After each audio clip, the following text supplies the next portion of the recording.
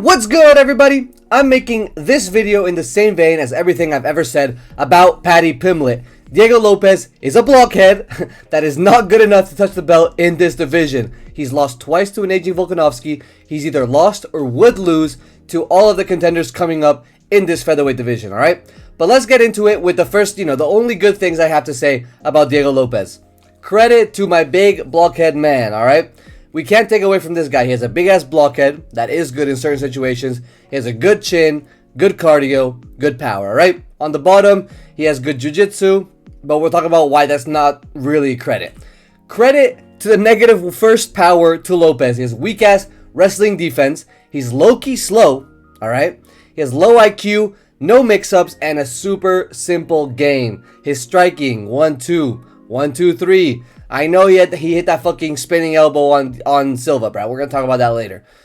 What do I mean by weak-ass defensive wrestling? This guy gets wrestled, accepts bottom position, starts throwing up subs. Yes, he has good jiu-jitsu, but man, get the fuck up, bro. Most of these fights, you're going to win on the feet, striking. Yes, he has a couple submission wins. Yes, he got really close to submitting Movsar Evloev. It's just not going to work like that. You got to get up. You got to get striking, all right? Let's get on to the first fighter that he does not beat. Lopes versus Volk 3. Is there anything I need to say about this fucking fight, bruh? God forbid Diego fucking Lopes cockroaches himself into another title shot. I swear to God, I'm gonna tweet, bruh.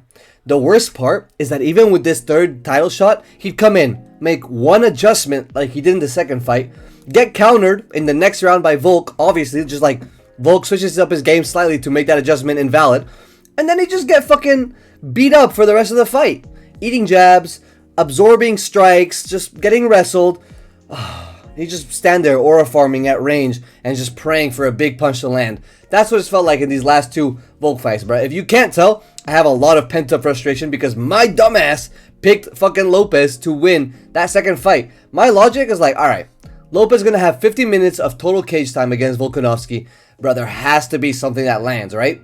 Something, a punch, a kick, a fucking, like a head kick, a knee, an elbow in the clinch, bruh. No, just nothing, bruh. Making an adjustment, making two adjustments in this fight was too much for this fucking cement block-headed motherfucker, alright? Let's get on to the next contender. Lopes versus Evloev 2. Now, we saw this fight in the past, and what we saw is what will happen. The only difference, and you're like, what's the difference now? The only difference is that now Evloev knows Lopes' game. Lopes came in, short notice, had a great showing against Evloev. He had him in a couple tight submissions, but other than that, he was getting wrestle-fucked the whole fight. He was getting outstruck on the feet by Evloev, bruh. But yeah, man, like, this is the fight that really showed that Lopes can't make an adjustment. He relies on bottom position instead of wrestling up and getting back on the feet. And just like his submissions, if you're a little flexible, Evloev type, maybe Yair Rodriguez type, he's not going to get you with them, right? If you know how to defend submissions, like, you need to pair it with something else. You can't just do that. And yeah, man, Lopes was just getting outboxed on the feet by Evloev. Like, what more can I say? This fight, run it back, same shit would happen, except it would be way more dominant for Evloev. And it would just look, it would just be sad, alright? I'm not an Evloev glazer. I know there's one guy in my comment section, in one of my videos, I was talking about Volk versus Evloev. I don't like Evloev, bro. He's a pedophile. He's one of these guys that has made it really boring throughout his career. I like Lopes as a guy way more than Evloev. And way more as a fighter even, like entertainment-wise. But he would lose. He would lose to Evloev. That's undeniable, alright? Next, Lopes versus Yair. Now, out of all of the fights that I'm going to talk about today, this is for sure the closest in my opinion. Especially like with their ages. And this is like the beef matchup that we all want to see. This is bad blood. This is like rivalry, hatred. This is what makes the UFC and fighting sports great, because you can talk all that shit in the NBA, in fucking football, in soccer, whatever, and then all you gotta go out there is just beat the enemy team by scoring more points. Here you guys get to beat the fuck out of each other. That's fire, bro.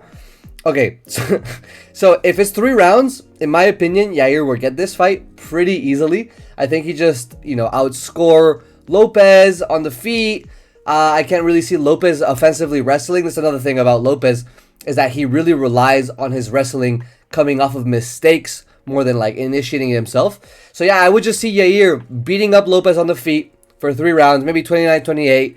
If it was 5 rounds, okay, there we get a little bit interesting, all right? I could see Lopez's like super high pressure style melting Yair in like the 4th, 5th round, and it being like a Volk style finish, Max Holloway style finish against Yair, or having, you know, a couple of 10-8 rounds and winning the fight based on that. But yeah, man, Lopes versus Yair, I do think this fight, most, you know, maybe like 7 times out of 10, 6 out of 7, all right, 7 times out of 10, Lopes does lose this fight. So that's why I gotta put this here, all right? Next. Lopes versus Silva 2. Now, you gotta hear me out. Hear me the fuck out, bro. Lopes loses this fight 9 out of 10 fucking times. I swear to God, I promise. In the first fight, Silva got beat up in the first round when he got taken down off of a dumb mistake. He spun, got his back taken, dragged to the mat, ground and pound. They were both dry. It was really hard for Silva to get out, but he got out.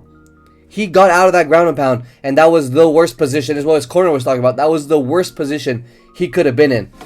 Even in the finish was him rushing in, had Lopes hurt, and then Lopes, you know, he took his chance, bro. He spun, hit that man. You guys can't see me on the camera right now, but he spun, hit that man with an elbow, slept him, right? It is what it is. But you watch the fight, bro. I swear to God, watch the fight. He kept Silva kept connecting teeps. He was doing everything. He was throwing jabs, crosses, hooks, teeps, body kicks, leg kicks. It was like he was on fucking, what do you call it, like auto fire. This guy was on aim lock, like aimbodying on Lopes's big ass blockhead. It's not too hard because he does have a big ass head. But yeah, man, like rewatch this fight. I swear to God, he rocked Lopes, the hardest I've ever seen Lopes get rocked. I think it was the 2nd round before he started chasing that finish. He like rocked him a couple times, made him stumble. And I know it sounds like cope, but I have to reiterate, bro. Silva would beat Lopes, and this is not Lopes hate. I actually don't like John Silva. He supports Israel, bruh. That's insane. Big 2026 supporting Israel. I like Lopes as a guy. This is not a Lopes hate video. This is a Lopes is just not good enough in this division. Take away John Silva. Take away, you know, Volk is going to be gone soon. Take away Evloev. Take away a couple guys in the division.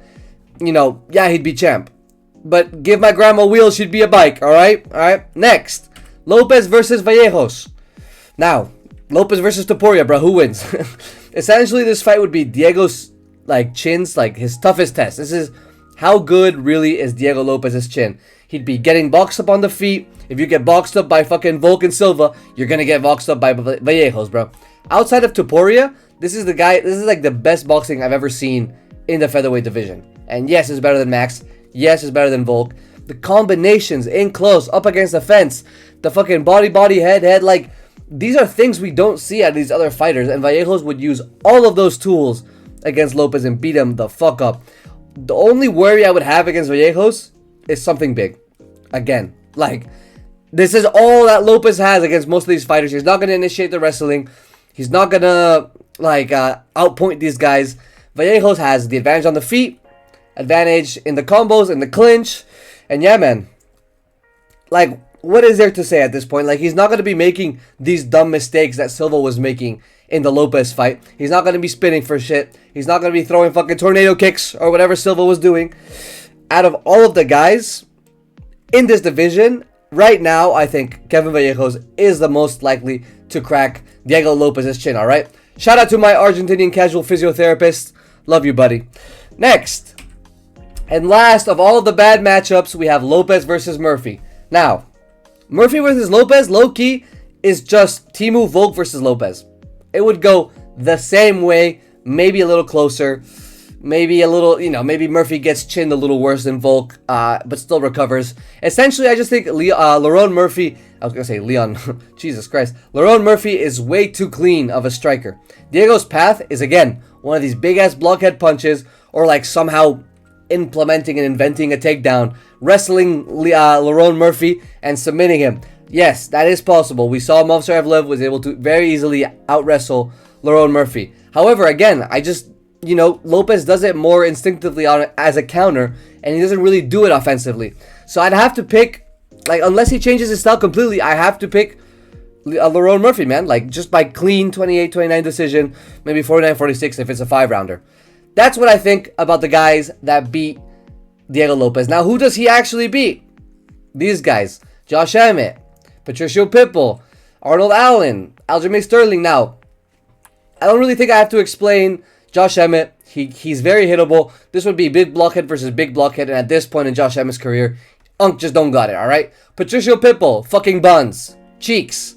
I don't know what kind of AliExpress version of Patricio we got in the UFC, but this guy is not what he was sold us to be, bruh. This guy is not the fighter we thought he was, alright? Arnold Allen, that hurts, alright? Having to pick Arnold Allen to lose against Diego Lopes hurts my soul, but Arnold Allen, he just gets injured too much. He's too inactive, and it's not his own fault, but I think that ring rust, we saw that in the John Silva match. Yes, it's a very hard match, but we saw how that went. I'd have to pick Diego Lopes. I'd lean Diego Lopes, alright? This would be a close fight. And Aljamain Sterling, man.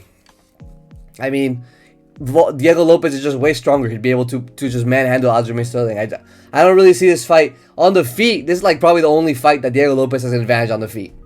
Maybe Patricio Pitbull. But yeah, man. That's what I think are the winnable matchups for Diego Lopes in the featherweight division. Thank you guys for watching. What do you guys think of Diego Lopes? Do I give him enough credit, or is he less of a blockhead than I make him out to be, alright? Will he ever touch the belt? Let me know down below. Thank you again for watching. I'm gonna go eat dinner. Ciao.